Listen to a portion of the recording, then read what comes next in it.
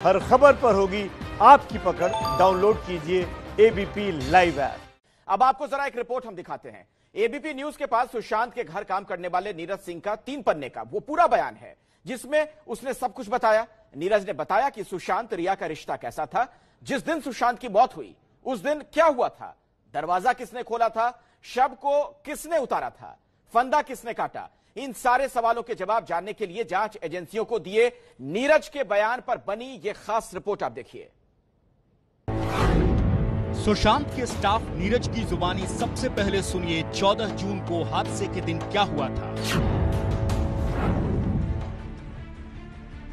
14 जून को मैं हमेशा की तरह सुबह 6:30 बजे उठ गया और हमेशा की तरह कुत्तों को टहलाने के लिए गया। मैंने 8 बजे ऊपर के कमरे की सफाई की। फिर सीढ़ियों की सफाई करते समय सुशांत सर कमरे से बाहर आए और मुझसे ठंडा पानी मांगा। सर को पानी देने के बाद वो खड़े हुए और पानी पिया। तब उन्होंने मुझसे पूछा कि हॉल की सफाई बेलगाम किया और मुस्कुरा कर अंदर चले गए। जैसा कि मैं सुबह 9:30 बजे हॉल में झाड़ू लगा रहा था, मैंने देखा कि केशव ने सर के लिए केला, जूस और नारियल का पानी लाया था। लेकिन जब केशव सर के कमरे से बाहर आया तो उसने मुझे बताया कि सर ने केवल जूस और नारियल पानी लिया है।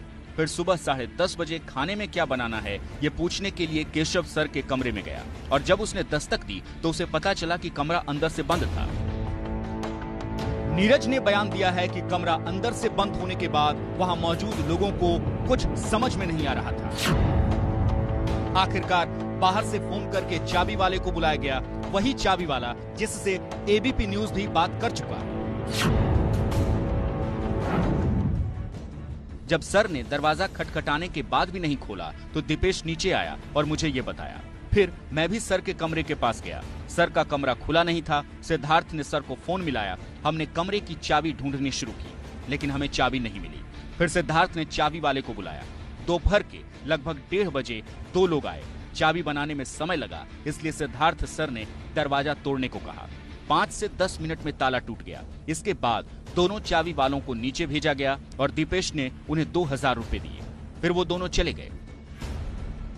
दरवाजे का लॉक तो खुल गया, लेकिन चाबी वाले कमरे के भीतर तक देख नहीं पाया, क्योंकि दरवाजे का हैंडल खोलने से पहले ही उसे भेज दिया गया। ऐसा क्यों, ये सवाल शुरू से ही शक पैदा कर रहा है। लॉक खुला तो सबसे पहले सिद्धार्थ पिठानी ने कमरा खोला। सिद्धार्थ ने कमरा खोला, तब पूरा कमरा अंधेरा था और एसी चालू था। तभी दीपेश ने कमरे की बत्ती चालू कर दी।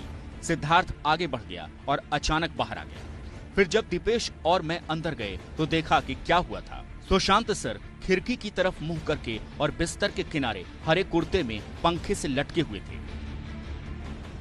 सुशांत के शव को फंदे से लटका हुआ किसी ने नहीं देखा, यहाँ तक कि बहन मीतू ने भी नहीं, क्योंकि उससे पहले ही सिद्धार्थ ने शव को उतार दिया था। यही बात नीरज के बयान से भी सामने आई है। सिद्धार्थ ने मीतू दीदी को फोन किया और उन्हें सूचित किया। तब सिद्धार्थ ने मुझे कुर्ता काटने के लिए चाकू देने के लिए कहा। मैंने एक चाकू लाया और सिद्धार्थ को दे दिया। फिर सिद्धार्थ ने चाकू से कुर्ता काटा। सुशांत सर के पैर बिस्तर पर टच हुए और उनका शरीर बिस्तर पर जोर से गिर गया। नीरज के बयान के मुताबिक सुशांत के गले से फंदे वाले कुर्ते को उसी ने हटाया था। मीतू दीदी कमरे में आई और चिल्लाने लगी, गुलशन तू ये क्या किया। फिर मीतू दीदी ने सर को बिस्तर पर ठीक से लेटाने के लिए कहा, इसलिए हमने सर को बिस्तर पर लेटाया। उसी समय मैंने सुशांत सर के गले में कुर्ते की गांठ को खोल दिया और उस कपड़े को एक तरफ फेंक दिया। फिर सिद्धार्थ ने सुशांत सर की छाती को दबाया और उन्हें होश में लाने की कोशिश की, लेकिन इससे कोई फर्क नहीं पड़ा। फिर सिद्धार्थ ने मदद के लिए पुलिस को फोन किया और फिर पुलिस वहां आ गई। सुशांत की मौत खुदकुशी थी या हत्या, इस सवाल का जवाब पूरा देश जानना चाहता है।